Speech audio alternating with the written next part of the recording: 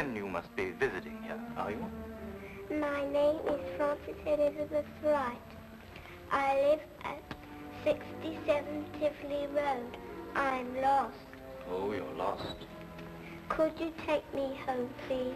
I'm afraid. I should say I will. Come on with you. That's the way it began. Nothing extraordinary. For in a large city like London, a lost child is such a common occurrence that many a far-seeing bobby arms himself with a bag of chocolates in addition to his nightstick. No one suspected that this was the beginning of a case that was to rock all England.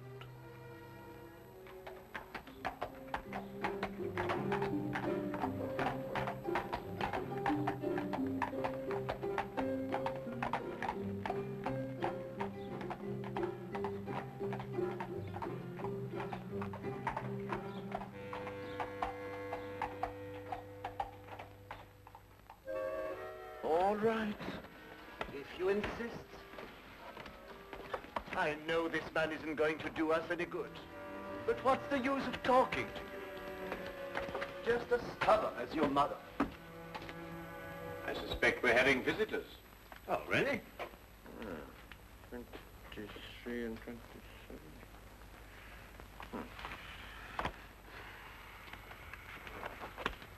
Come along, Nebuchadnezzar. I don't think you're quite dressed to receive attractive young ladies.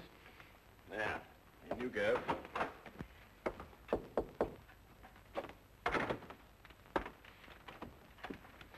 Won't you come in? Mr. Holmes, Sherlock Holmes. At your service, sir. Martini. George Martini is my name. This is my daughter, Margaret, who is of the stubborn opinion that you can help her. It will be a privilege, sir. Oh, may I introduce my very good friend, Dr. Watson? How do you do? How do you do, sir? Oh, yes. Won't you sit down? Oh, yeah, I'm so sorry.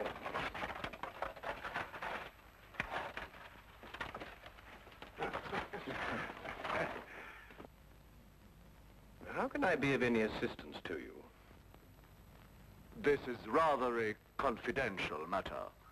Oh, yes, yes. Dr. Watson is both the soul of discretion and my invaluable colleague in all my cases, especially the more delicate ones. I see. Well, there's this fellow, Richard Trevor is his name, who's been courting Margaret here. A sly one, if I ever saw one. I could tell by the shape of his ears, and the fact that he belonged to that upstart Shield and Castle club. There was nothing wrong with his ears. They were beautiful, both of them. Nevertheless, he gave her the impression that he was going to see me last night and ask for her hand in marriage. Instead, the scoundrel sent me some fantastic note about being detained and then never appeared at all. I want you to find out what happened to him. What did Mr. Trevor say in his note?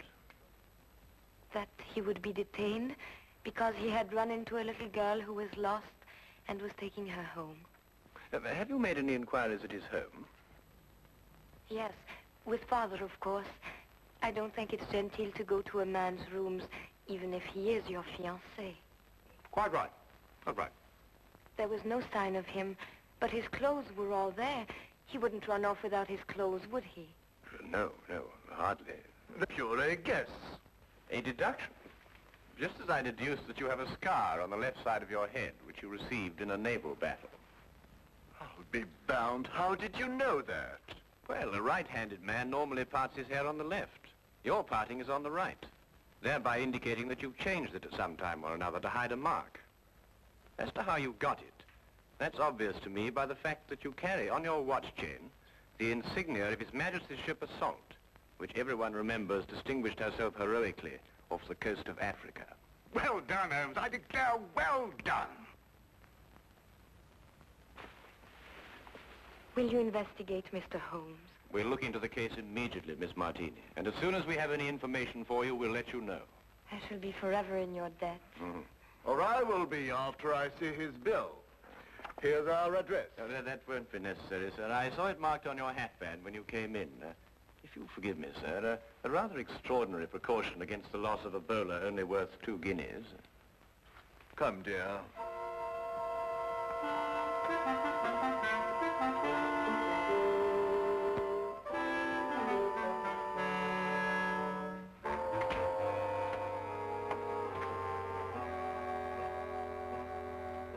Not long after moving in with Sherlock Holmes, I had come to the conclusion that his mind was as organized as his housekeeping was not.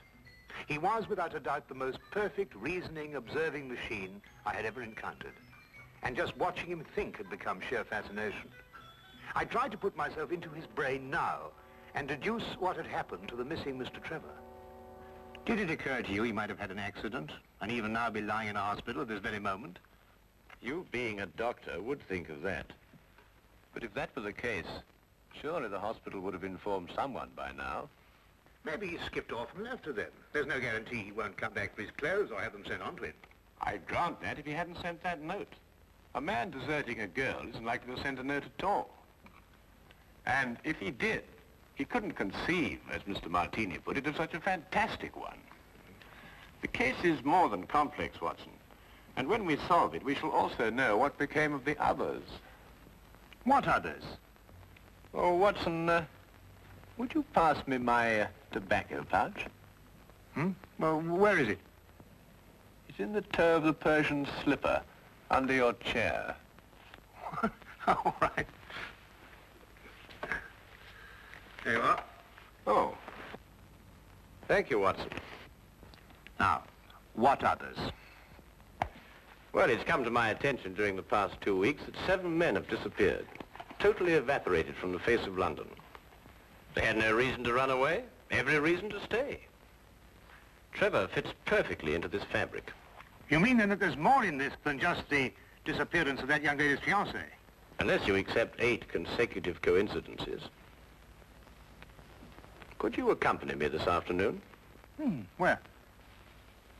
To the last place where Trevor must have been before he met the little girl. But you don't even know where that was. I'd say it was the upstart Shield and Castle Club.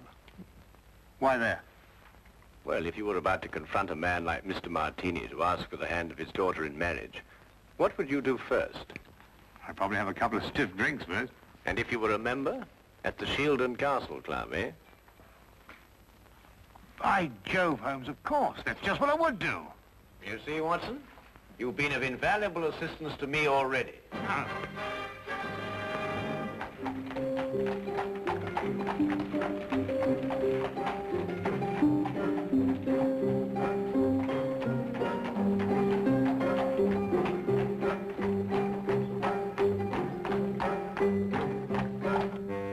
But you must tell us if he was here last night. He's missing. We're trying to find him. It's no use, sir. You'll have to do without my help. This is a gentleman's club. What has that got to do with it? He may not want to be found, if you know what I mean, sir. Now, look here. That's the way it is, sir. I'm sworn to preserve the privacy of our members. And having 2 little tots to feed, I'm not one to invite getting the sack.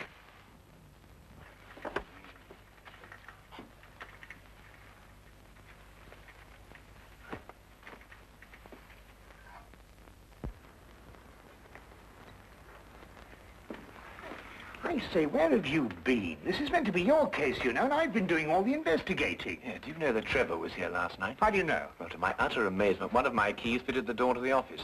I went through all the chits and found one signed by him. It's just as you thought. He boasted his courage with the aid of stimulants from the bar. Do you mean you've broken into the office? Do you want to have us arrested? Us? Yes, by keeping the barman occupied, you served as my accomplice. Now, really, Holmes, you've gone too far. Now, the thing to do is to find the carriage that both Trevor and the little girl took. How do you know they didn't walk? But if she lived near enough to walk home, is it likely that Trevor would have sent a message saying he was going to be detained? What extraordinary reasoning. Not extraordinary at all, my dear fellow. Really quite ordinary. Oh, what on earth do you think you're doing, Mike?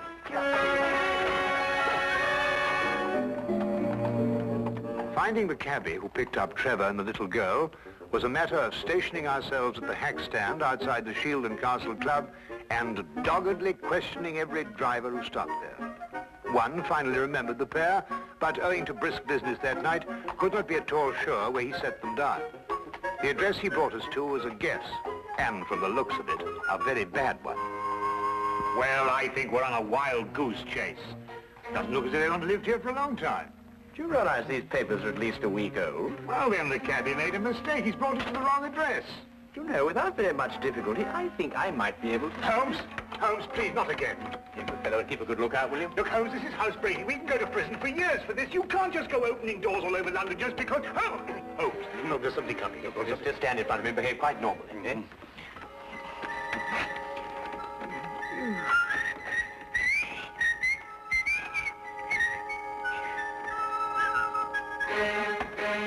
What's the normal behavior for housebreaking? You coming? Look here, Holmes, the doctor doesn't do this sort of thing. I'm sure it's unethical. You can't expect me to... Oh!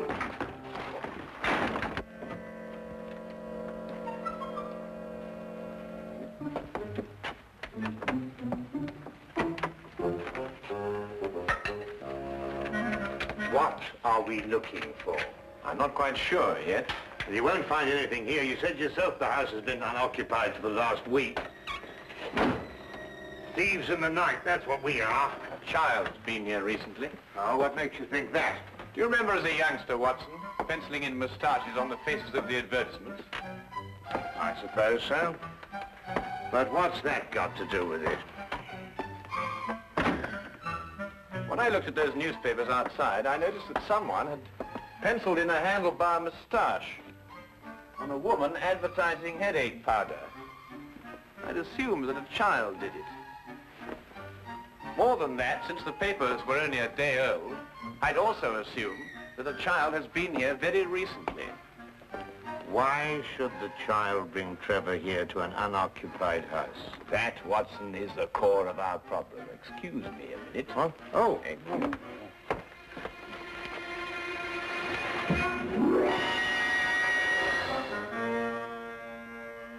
Good heavens!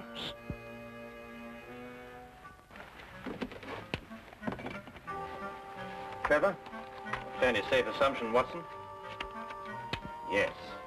And from the pallor of his skin, I'd say he'd recently been given an overdose of strychnine. I'd also deduce that he's the 8th victim of a very strange murderer.